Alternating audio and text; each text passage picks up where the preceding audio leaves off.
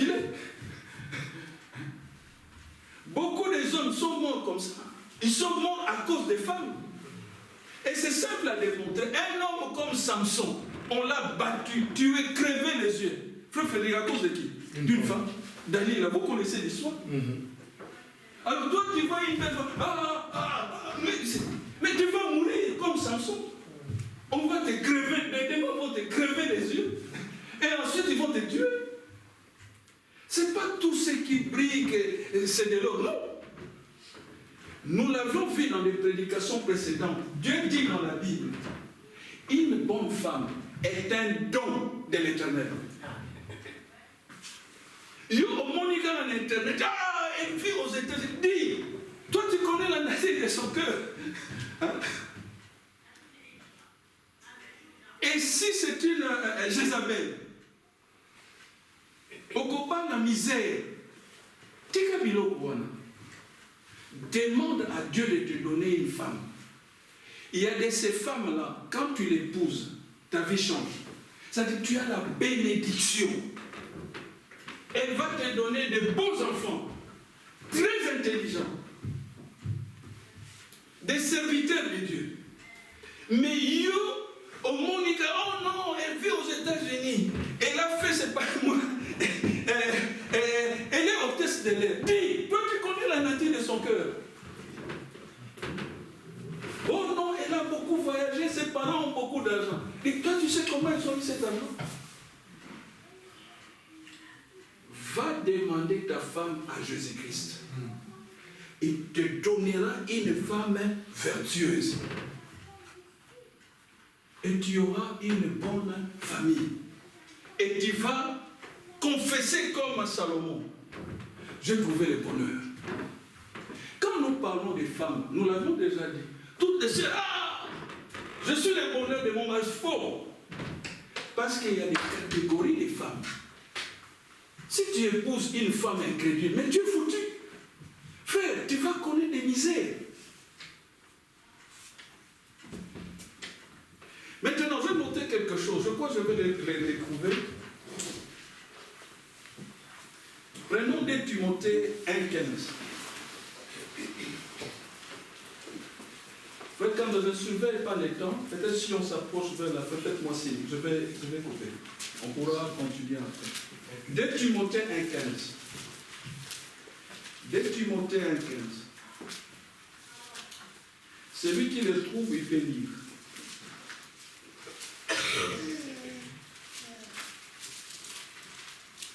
Timothée 1,15.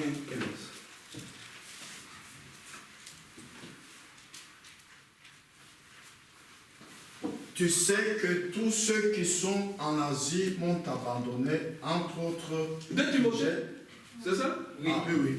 1,15. Attendez, oui, c'est ça.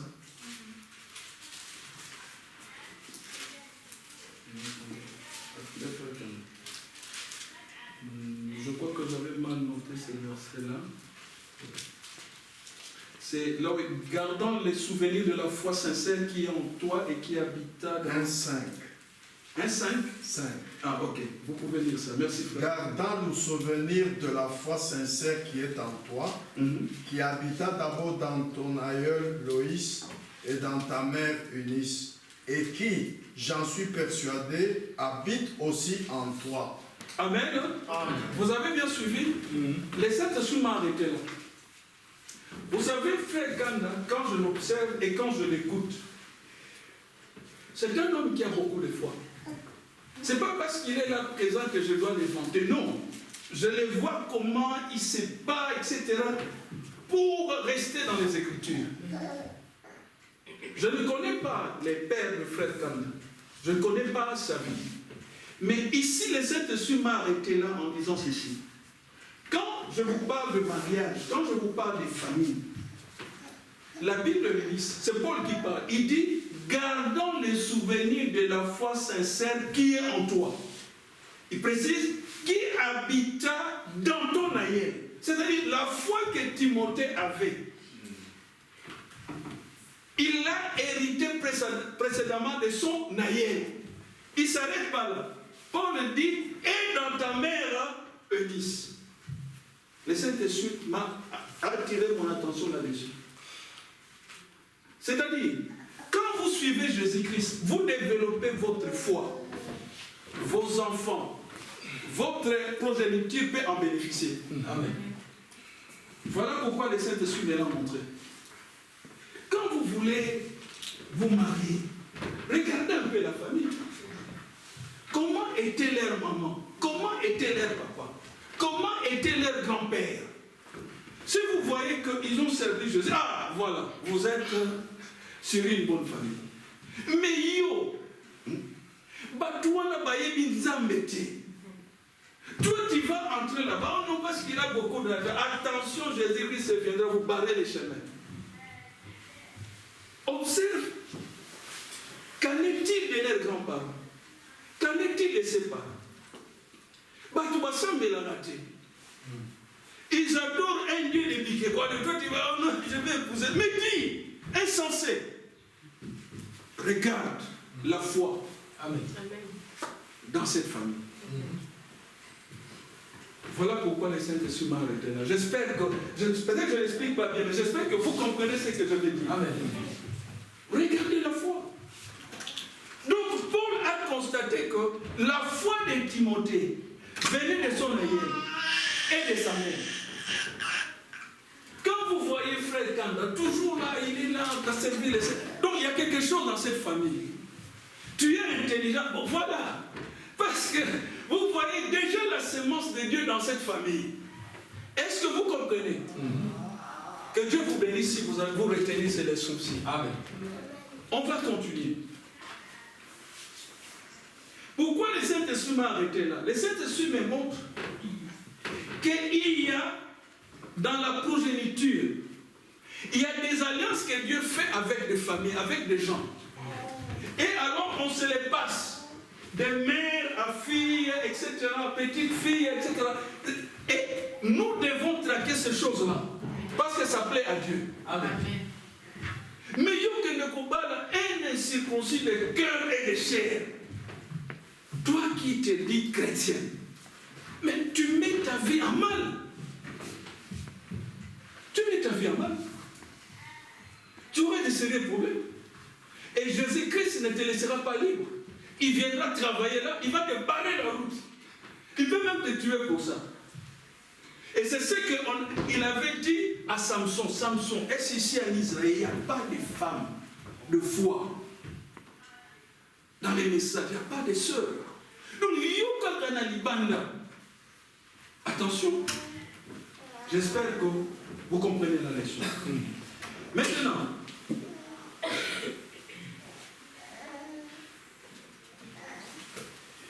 Frère Branham nous a expliqué quelque chose. Dieu retire ses hommes, mais Dieu ne retire pas ses esprits. Il avait retiré Élie. Regardez ce que Dieu a fait. Élie est retourné à la maison. Il prend l'esprit d'Élie en double portion. Il le donne à qui? À Élisée. Bon, aujourd'hui, dans les milieux du message, si tu oses te dire, bon, moi j'ai pris pour que Dieu me donne la double portion de l'esprit de frère Branham. Dis, frère, fais attention. Dis, yo! Parce que les gens du message, ils ont fait des frères Branham leur chasse gardée. Okoko c'est de l'eau pour Anati. Yo c'est un kaka va voyage, double portion du toi qui veux dépasser les prophètes. Donc, quelle audace! Ils nous font peur. Mais Élisée a demandé la double portion. Et Élie n'a pas dit que cette demande-là était terrible. Non, il a dit tu demandes quelque chose de difficile. Mais si tu me vois partir, alors le Seigneur te l'accordera. Question, est-ce qu'il avait reçu la double portion? Oui ou non? Oui. Ça signifie que nous pouvons recevoir la double portion de l'esprit de frère Branham. Si vous le croyez, dites Amen. Amen. Que Dieu vous bénisse. Mais ce sont des massins. Comment il s'habille sauter? Comment il s'habille sauter? Oh non, frère Jean-Claude, vais demander la douleur. Non, je n'ai pas d'ambition là-dessus. Mais je dis seulement, si le Seigneur veut, il peut l'accorder. Puisqu'il a fait. Frère Branham lui-même nous enseigne quand Dieu fait une chose une fois, ça signifie que éternellement, il peut le répéter comme ça. Il ne doit plus changer. Alléluia. Ça se trouve dans 2 Rois 2, verset 9, 10 à 14. Élisée répondit, qu'il y ait sur moi, je t'ai pris une double portion de ton esprit. Ne soyez pas incrédules. Croyez à ces choses, puisque Dieu nous les a destinées. Tout don excellent vient de Dieu. Il y a un aspect encore que je vais aborder. Dans ces messages, beaucoup nous ont fait croire que l'esprit de discernement n'est réservé que exclusivement à Frère Branham. Faux. Jésus peut les donner à n'importe qui et à n'importe quand, comme il veut. Le problème, c'est lui qui choisit. Alléluia. Et Frère Branham, je l'ai lu ici, on le démontrera plus tard. Il dit que lui, il était comme un prototype. Vous comprenez le prototype? Quand on veut fabriquer une série de voitures, on fabrique d'abord un premier modèle. C'est ça qu'on appelle un prototype. Alléluia. Amen. Mais ça signifie qu'il y aura d'autres modèles qui vont venir. Peut-être nettement meilleurs. Parce que la science, comme la parole de Dieu, se développe de gloire en gloire, de puissance en puissance. Amen. Mais nous, en tout cas, croyants du message, nous nous sommes arrêtés seulement à la dimension qu'avait Frère Branham. C'est une erreur. Nous devons aller plus loin. C'est une erreur. Jésus-Christ n'est pas mort. Frère Branham n'est rien sans Jésus-Christ. Avant de faire ce qu'il avait fait, ce qui a fait sa renommée, Frère Branham était un prédicateur inconnu. C'est quand Jésus lui a donné les dons, il en parle dans cette prédication, je reviendrai là. Le don semblable à Salomon, c'est-à-dire le don de discernement. Alors son ministère a explosé. C'est Jésus qui les donne. C'est comme Saul de Tarse était prisonnier dans une religion dont le maître initiateur c'était Gamaliel. Les Saul de Tarse, son ministère ne pouvait pas exploser. Le ministère de Saul de Tarse a explosé quand il avait rencontré Jésus-Christ sous la forme de colonnes de feu. Alors, il y a eu explosion. Amen. C'est Jésus qui change nos ministères. Amen. Parce que Jésus nous teste. Nous racontons beaucoup de choses sur lui. Mais il faudra que lui t'approuve. Ce n'est pas l'assemblée qui approuve, c'est Jésus. Amen. Quand Frère Branham a commencé de parler de la visitation de l'âme, on l'a chassé de son église, excommunié. Dit, Dieu n'a pas pu ange. Excommunié. Et Jésus fait toujours ça. Quand tu t'amènes dans une certaine dimension, surveillez l'assemblée. Ils vont dire, Frère Wana Kumoya na Babiloko, Oreza, tu dois comprendre la montée. Du Tolomo lié. L'Ibana ya Masolo. Quand on te fait ça, Jésus dit très bien. Maintenant, je vais t'élever. Alléluia. C'est ça. C'est Jésus qui élève. Amen. Mes frères et sœurs, méditons un peu sur la vie des Saul de Tarse. Si ça ne dépendait que de Pierre, de Jacques et autres, Saul de Tarse n'allait jamais devenir serviteur de Dieu. Vous savez pourquoi? Mais il maltraitait les disciples de Jésus-Christ, il les faisait fouetter. Mais en pleine action de fouettage, Jésus l'a arrêté. Parce que Jésus dit, il avait choisi dès avant la fondation du monde. Donc ça ne dépend pas de nos églises. Oh non, frère Wana, qui lui a imposé les mains? Qui vous voulez qu'il impose les mains? C'est Jésus qui choisit. Amen. Alléluia. Frère Branham dit, Moïse, son ministère a changé en l'espace de 5 minutes.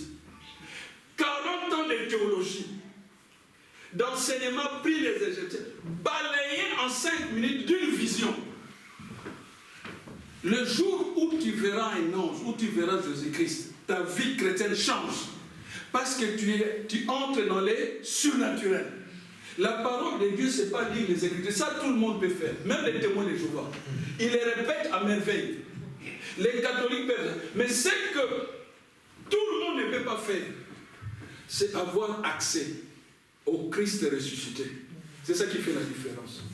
Est-ce que vous comprenez? Amen. Et Jésus-Christ viendra à vous si vous lui êtes obéissant, si vous priez constamment. Pour you, ceux qui vont prêcher, tu fais l'hypocrite que tu écoutes. Mais quand l'opposant à l'anda, on met ta sœur là-bas. Mais avec ça, tu vas avoir le Saint-Esprit. Mais non, tu n'auras pas le Saint-Esprit. Tu es un aventurier. Tu es un incrédule. Quand tu as l'argent, au lieu de t'occuper de ta femme et de tes enfants, non, toi c'est la bière. Mais avec ça, tu veux que Dieu te donne. Non, tu n'en auras pas. Tu es un aventurier. Tu es un incrédule. Dès que tu as ton argent, nous on souffre ici. Paye ta dîme, tu ne veux pas. Oh, Dieu. Donc dis-moi, alors. Bon, écoutez. Moi, je n'ai pas une assemblée, je ne vis pas de vos dîmes. Vous le savez, frère Kanda peut en témoigner. Mais c'est une exigence de la parole de Dieu. Si vous travaillez, le Seigneur vous a donné du travail, payez vos dîmes. Je n'en prends aucun rond. Quand je viens ici prêcher ou ailleurs, je prêche, je ne m'attends à rien. C'est Jésus qui me récompense. Il y a parfois même des païens qui me donnent de l'argent. Parce que Dieu veut que je puisse avoir cet argent. Donc ne pensez pas que je contrôle vos salaires. Je n'ai rien à voir là-dedans. Rien. Mais seulement ce que je vais dire. Lui surveille ça. Il sait dans cette assemblée qui paye régulièrement sa dîme et qui ne paye pas. Il sait ça. Il connaît le montant exact qui est dans votre compte. Il sait ça. Mais tous ceux qui demandent, soutenez son œuvre. Arrêtez de dire je l'aime, tu ne soutiens pas. Tu dois soutenir son œuvre. Est-ce que Frère Jean-Paul fait des calculs? Non. Je ne fais aucun calcul. Quand j'ai besoin d'argent, j'entre dans ma chambre, je me mets à genoux, je prie, l'argent vient. Mais je vais vous dire une chose. C'est ce que je dis à mon neveu. Parfois même pour les offrandes, c'est décevant. Je vois les frères circuler les corbeilles, personne ne donne. Et c'est quoi ça? Qu'est-ce que c'est une église? Mais nous attendons à ce que Dieu nous bénisse. Attention, je ne confonds pas ceux qui travaillent et ceux qui ne travaillent pas. Quand vous travaillez, vous devez soutenir l'œuvre de Dieu. C'est Dieu qui vous donne la santé, qui vous donne la force. Moi, frère Kanda, frère Frédéric, le frère, on ne contrôle pas les enfants, on ne sait pas qui donne, qui ne donne pas. Mais tout ce que nous savons, si vous donnez, Dieu va vous les restituer, multiplier. Il dit, mettez-moi à l'épreuve. Vous voyez? Mettez-moi à l'épreuve. Bon, maintenant, les gens ne donnent pas. Ils vont acheter des histoires, des iPhones dernier cri. Mais frère, pourquoi faire? Pourquoi faire? Quand le jugement viendra, quand nous passerons devant les tribunaux de Jésus, il va vous dire, mais toi, je t'ai donné. Regardez ce que je t'ai donné par moi. En retour, combien tu me donnes? Qu'est-ce que nous allons répondre? L'assemblée, ce n'est pas une histoire d'argent. L'assemblée, c'est une histoire que Dieu vous bénisse. Mais pour que Dieu vous bénisse, vous devez le soutenir. Alléluia. Amen. Frère, l'argent est un mystère. Je vois des gens qui galèrent, qui demandent à frère, priez pour moi, intercédez, parce que j'aimerais acheter ceci. Mais soutenez Jésus-Christ. Il a dit, l'or et l'argent m'appartiennent. C'est la bénédiction de l'Éternel qui enrichit. Et il ne le fait suivre d'aucun chagrin. Soutenez l'œuvre du Seigneur. Ce n'est pas une prédication pour vous pomper de l'argent. Non. Voici le principe pour donner. Quand vous donnez quelque chose, même une aumône, faites-le toujours de tout votre cœur. N'ayez pas de remords. Si vous le faites de tout votre cœur, Dieu va toujours vous les restituer, multiplier. Mais si vous le faites à contre-cœur, je dirais, ne donnez pas. Parce que votre argent sera contre-productif. Même la personne qui va les recevoir, ça ne va pas les bénir. Et vous, en retour, vous ne serez pas bénis. Votre argent sera béni, multiplié, que si vous le donnez de tout votre cœur, avec joie. Et quand vous donnez, ne vous attendez pas toujours que le Seigneur vous le restitue. Vous serez toujours surpris. Est-ce que vous le croyez? Amen. Que Dieu vous bénisse. Continuons la prédication. Maintenant, les textes que nous avons lus dans Matthieu, je vais terminer par là pour ne pas épuiser votre temps. Jésus était en quelque sorte déçu. Il parlait des villes dans lesquelles, si vous lisez au-dessus, lisez ça à la maison chez vous, il avait opéré de nombreux miracles. Il a prêché, mais il avait constaté que les gens restaient toujours incrédules. Et parfois, c'est les sentiments que nous avions ici. Nous avions beau prêcher, beau prier, mais on voit les gens sont là mous. Ils ne suivent pas. Ils ne soutiennent pas. Ils ont l'impression que nous sommes des prédicateurs de mensonges. Non, nous vous disons la vérité. Nous ne nous prêchons pas nous-mêmes, nous prêchons Jésus-Christ. Nous n'avions aucun pouvoir, c'est Jésus qui l'a. Tout ce que nous faisons, c'est de vous attirer et de vous montrer aller vers Jésus-Christ, le donateur de tout don excellent. Nous allons expérimenter ces choses aujourd'hui. Maintenant, Jésus a sermonné les villes dans lesquelles il avait prêché. Et il a commencé à leur donner des exemples. Il dit ceci, je vérifie ça. Chez vous à la maison, s'il vous plaît, prenez un temps de lire vous-même les livres de Jonas. Vous allez apprendre des choses. Jonas, c'est dans l'Ancien Testament. Jésus dit, il leur a envoyé ses prophètes. J'ai vérifié, je n'ai pas vu un seul endroit où Jonas a opéré des miracles à Ninive. Ça n'existe pas. Il est allé simplement leur parler.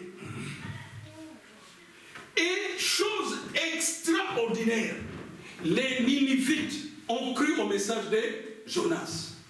Alors Jésus dit, moi je suis venu, crucifié à la croix, j'ai fait des miracles, je vous guéris, je ressuscite les morts, je fais marcher les paralytiques, j'ouvre les yeux des aveugles, mais vous ne croyez toujours pas.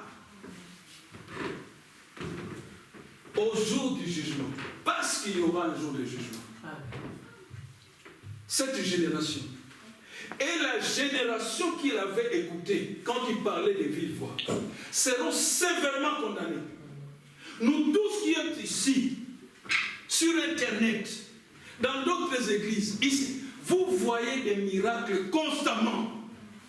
Mais la question est, pourquoi vous êtes toujours incrédule?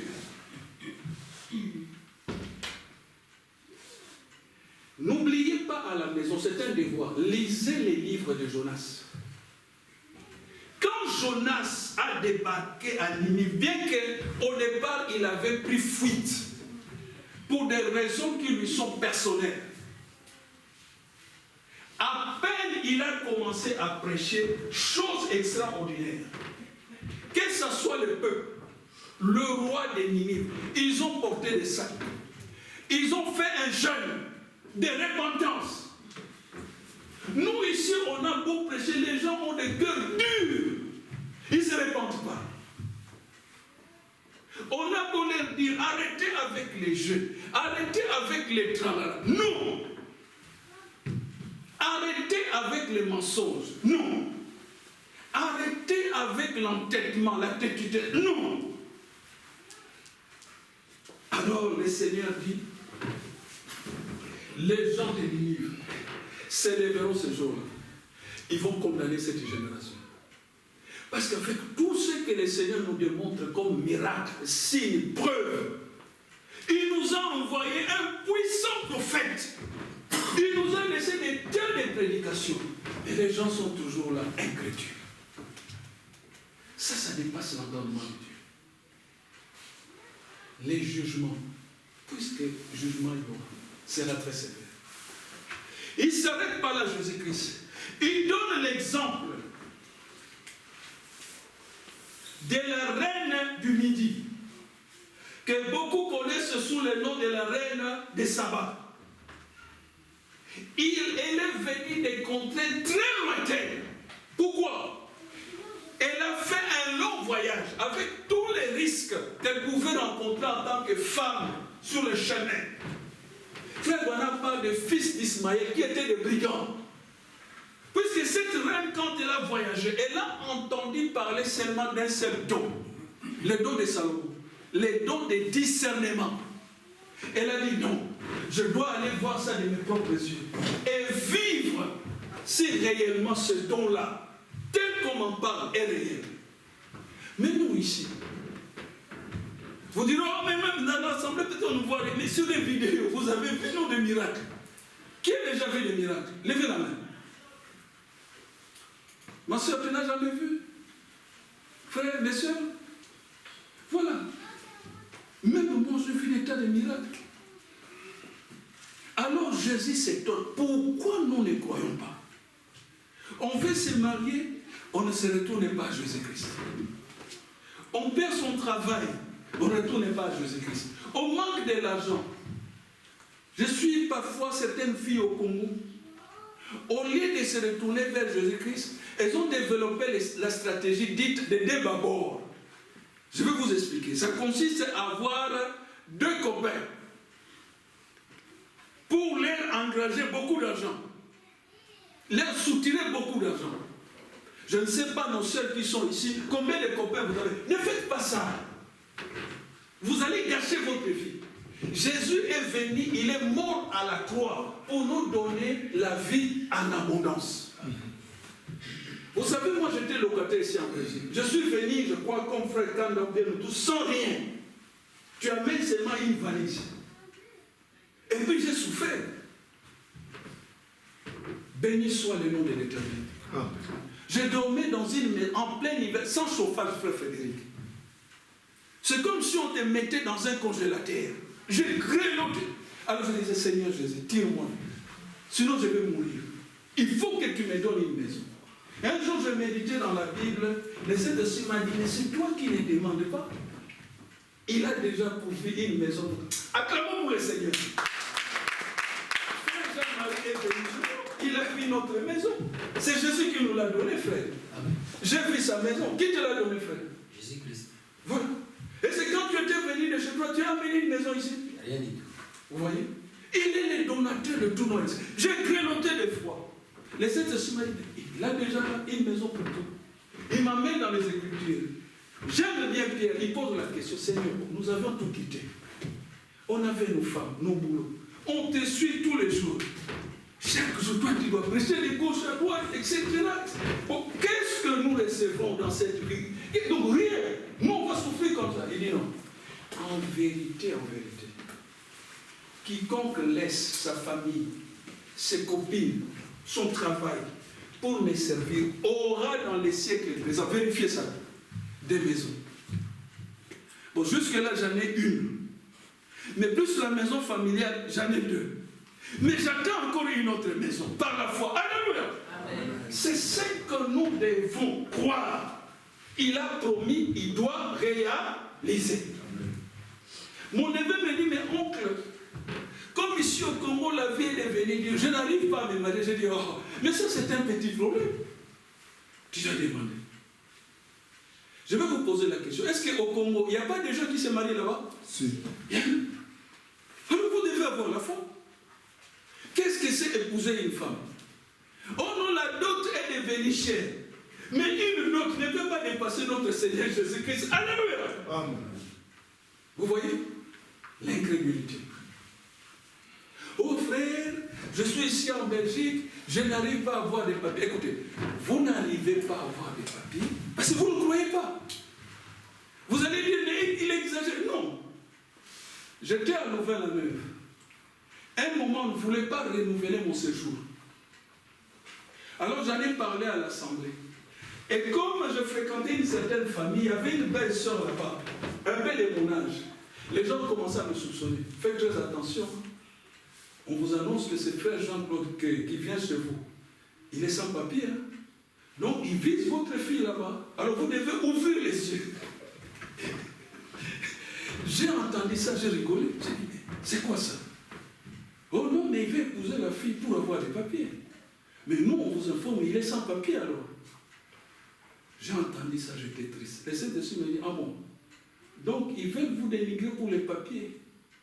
Confessez et dites-leur que le Seigneur Jésus-Christ va te donner des papiers. Alors, je suis venu un jour à l'Assemblée. C'était mon tour de prêcher. J'ai dit, le Seigneur va me donner les papiers. Ah, ils étaient surpris. Et puis, les incrédules ont commencé à me renseigner. Bon, frère, tu as déjà des papiers là? Il t'a déjà donné? Je dis non. Mais pourquoi tu nous as dit qu'il t'a promis, il te donnera, etc.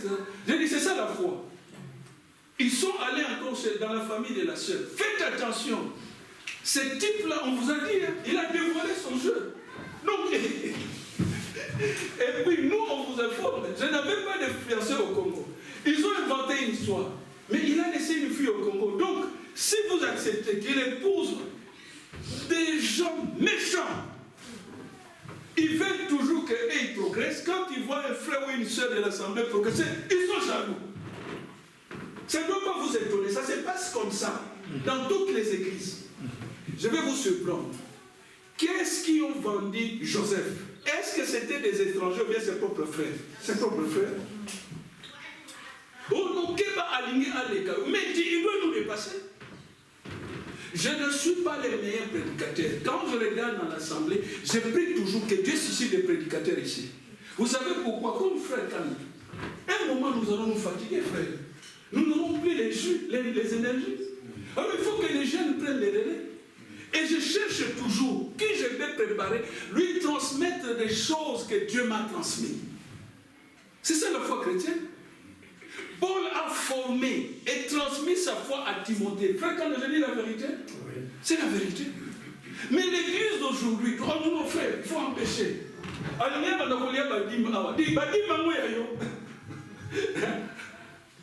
non, il veut s'enrichir. Il n'y a pas une histoire d'enrichissement. C'est Jésus qui nous enrichit. Il y a un jour, un homme qui avait vendu son entreprise, il a donné cash un chèque d'1 million à Frère Branham. Est-ce que Frère Branham l'avait pris? Est-ce qu'il l'avait pris? Non. Il a déchiré. Il dit, frère, je ne prêche pas pour ça. Donc si Dieu veut nous rendre millionnaires, ne pensez pas que ça sera avec des dîmes. Non. Il peut prendre un Belge paralytique, chef d'une grande, il l'amène ici. Alors il dit, bon, passe à l'action. On vient seulement, on dépose les mains, il marche. Allez, prenez 1 million. C'est facile. Pour Dieu de faire des millions, c'est facile. Je ne dis pas, je ne souhaite pas, mais c'est un exemple. Il peut rendre le roi des Belges malade. Il les bloque. Il peut sillonner tous les hôpitaux de la Belgique. Il n'aura pas la guérison. Alors il viendra lui-même, il lui révèle. Va dans une assemblée. Comment il va le révéler? Dans un songe. Et puis vous verrez le roi entrer sur tout le monde. Oh, le roi est de... Oui, parce que Dieu, il est le maître des temps et des circonstances. Amen. Notre enrichissement ne dépend pas de vous, mais de Jésus-Christ. Amen. Ne soyez pas incrédules. Dieu nous aime. De toutes les façons. Peu importe ce que nous allons acquérir ici sur terre, un jour nous allons mourir et laisser tout ça. nos vraies richesses, c'est au ciel. Amen. Mon couple avait des telles maisons ici, il les a tout laissées. Il est parti. Nous sommes venus sur terre nus. Et nous retournerons. Ce qui compte, c'est de vivre la parole de Dieu. Amen. Amen. Je termine par ceci. La reine est venue les sabbats. Il a fait des kilomètres. Nous, parfois, vous pouvez habiter ici, à 2 kilomètres de l'Assemblée. Moindre pluie, ah non, je ne vais pas aller là-bas. Ah, ils vont encore vous fatiguer. Ah. D'ailleurs, cette histoire-là de l'Assemblée, ça commence pas à me coûter cher. Quand je vois mon budget, etc. Écoutez, c'est ça qui déçoit Jésus-Christ. Nous devons servir l'Éternel. Qu'il pleuve, qu'il vente, qu'il tombe. Si Dieu nous donne la force, nous devons être là. Puisque un jour, la mort viendra nous prendre. Et fini. Nous n'aurons plus le temps de prier, de lire la Bible. C'est fini. Ça sera passé devant le tribunal de Christ. Alors, quelle sera votre récompense? Combien d'âmes vous avez gagné ici sur terre? Réveillons-nous. C'est ce que Frère Khan a cessé de nous prêcher. Le réveil. Donc, Jésus fait cette remarque. Maintenant, ce don-là est revenu. Pas seulement dans les assemblées des messages, c'est faux. Quand Frère Branham était ici, Dieu lui a donné le don de discernement. C'est ça qui a fait la différence. Ne pensez pas qu'il était le seul prédicateur. Non. La différence était comme à l'époque de Salomon. Dans le monde entier, c'est Salomon qui avait ce don-là. Voilà pourquoi la reine de Saba a quitté des milliers de kilomètres pour venir écouter et voir la démonstration de ce don. Aujourd'hui, Dieu a changé le monde opératoire. Il a éparpillé ce don-là presque partout. Pourquoi? C'est parce qu'il a dit, je donnerai le Saint-Esprit à toute chair. C'est Dieu qui fait ça. Frère Branham dit, il y a même des gens qui réclament que, ah non, ce don-là doit être seulement dans notre église. Faux! Dieu ne fait point exception de personne. Je cherchais là où il a dit. Beaucoup prétendent que non, ça ne doit être que dans les messages. Ceux-là, ce sont des dénominationnels. Ils disent, c'est toi qui te trompes. Dieu les donne à qui il veut, comme il veut. Il est souverain. La Bible dit, toute personne qui est obéissant à Dieu, Dieu est obligé de lui donner quoi? Le Saint-Esprit. C'est le Saint-Esprit qui amène ces dons. Bon, maintenant, faut-il être seulement du message? Non! Il faut être dans le corps de Christ. Ça signifie quoi? Être une nouvelle créature. Bon, maintenant, si vous êtes devenu une nouvelle créature, vous aurez ce don de discernement faux. Vous n'en aurez pas. Pourvu que vous les demandez et que Dieu vous les donne. Alléluia! Les dons de Dieu sont gratuits. Et ils sont irrévocables. Vous mourrez avec. Maintenant, comment opère ces dons? Frère Branham explique. C'est comme quand Jésus avait parlé à la femme samaritaine. Jésus a dit, va appeler ton mari. La dame répond, je n'ai pas de mari. Si Jésus n'avait pas ces dons-là, il ne pouvait pas dire, mais non, je vois que tu as 5 maris. Il n'allait pas le savoir. Bon, maintenant, quand ces dons-là opèrent aujourd'hui, d'autres commencent à contester. Oh, mes frères, est-ce que quand on dit seulement que tu as 5 maris, la dame savait déjà qu'elle avait 5 maris, vous voyez? Vous commencez à juger, à analyser l'opération du Saint-Esprit. Non. Les dons, soit vous l'avez, soit vous ne l'avez pas. Un jour, je manquais de l'argent. Je me suis mis en prière. Il me fallait une somme de 1250 €. Je dis, Seigneur Jésus-Christ, ton prophète nous a enseigné que tu nous as donné un carnet de chèques. Je vais m'arrêter là. Maintenant, je suis dans les besoins. Dans ma chambre, je me mets à genoux, je fais les gestes. Je dis, je prends mon carnet de chèques. Seigneur, je lève ma main. Je t'adresse ma requête. J'ai besoin de 1250 €. Je te remercie parce que tu me l'as déjà donné. Que ton nom soit glorifié. Amen, amen, J'ai arrêté là. Et puis, j'ai commencé à attendre. J'ai commencé à attendre. J'ai commencé à attendre. Et le temps s'écoulait. C'est comme s'il y avait un silence. Et puis le Saint-Esprit est venu à la rescousse. Je voyais comme dans ma tête, en moi-même, le visage d'un certain frère. Et le Saint-Esprit m'a dit, tu appelles celui-là. Tu connais son nom. Il dit, quand tu l'appelles, dites que je t'appelle de la part du Seigneur Jésus-Christ. Il m'a dit de te demander, toi tu as telle somme, 1250 en mélodie. Le Saint-Esprit m'a dit, tu ne commentes pas, tu t'arrêtes là. J'ai dit, mais ça c'est quand même audacieux. Appeler quelqu'un. Le Saint-Esprit insistait, tu appelles maintenant. Alors j'hésitais, je dis, bon, Seigneur, aide-moi, je vais l'appeler. Pas grave. Je forme les numéros. Alors, oui, c'est le frère Jean-Claude. Je t'appelle de la part du Seigneur Jésus-Christ. Il m'a dit que tu as une somme de 1250 € à me donner. Voilà le message. Silence. Ah, frère Jean-Claude, comment tu savais que je disposais de cet argent? Alléluia. Amen. Comment je savais? Le Saint-Esprit me l'a dit. Alors il m'a dit, frère, que Dieu te bénisse. Tu me donnes ton numéro de compte, je vais te faire un virement instantané. Acclamons pour le Seigneur.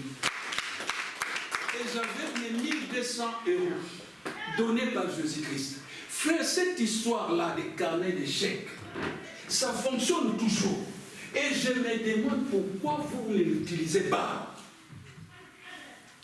Si vous croyez en Jésus-Christ, utilisez votre carnet d'échecs. Est-ce que je dis la vérité? Amen. Nous allons arrêter là. On pourra continuer après. Que Dieu vous bénisse. Amen. Je crois que ces quelques paroles vous ont réconforté. Amen. Ne soyez pas incrédules. Maintenant, nous avions parlé de lui. Nous avions donné plein de témoignages. Nous avions lu les Écritures. Ça, tout le monde peut faire. C'est votre tour maintenant de les tester. Moi, je vous ai donné plein d'exemples. Je l'ai testé. Et il a toujours été fidèle. Le même Jésus-Christ que nous avions ici dans la Bible est ici. Amen. C'est lui qui opère ces choses. C'est notre tour maintenant de lui demander. Vous lui avez prêté votre attention, vos oreilles. Maintenant, il veut vous écouter. Amen. Il a utilisé ma bouche pour vous parler ce jour. Maintenant, c'est votre bouche qu'il aimerait entendre. Qu'est-ce que vous avez à lui demander? Sachez que tout lui est possible. Maintenant, avant de demander, le Saint-Esprit me suggère quelque chose. Nous allons prendre un temps de prière. Dites, Seigneur, enlève toute forme d'incrédulité de mon cœur. Donne-moi la foi, avant que nous demandons. Prions chacun dans nos cœurs. Si tu veux lever la voix, tu peux lever. Seigneur Jésus-Christ, nous te remercions pour cette parole. Ta parole est infaillible. Ta parole est la vérité. La Bible dit au commencement était la parole. Et la parole était Dieu.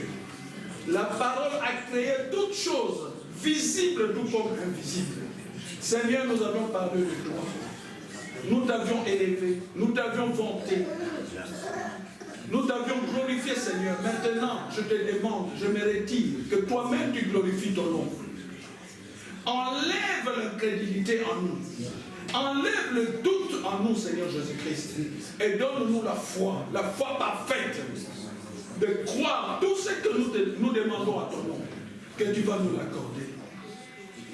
Ôte toute incrédulité du cœur de tes enfants. Que le Saint-Esprit prenne le contrôle de nous. Que le Saint-Esprit, Seigneur, soit oui dans nos cœurs. Oui et amen. Parce que ta parole est oui et amen. Merci Seigneur pour ton amour. Merci pour ta patience, pour ta miséricorde, pour ta bonté.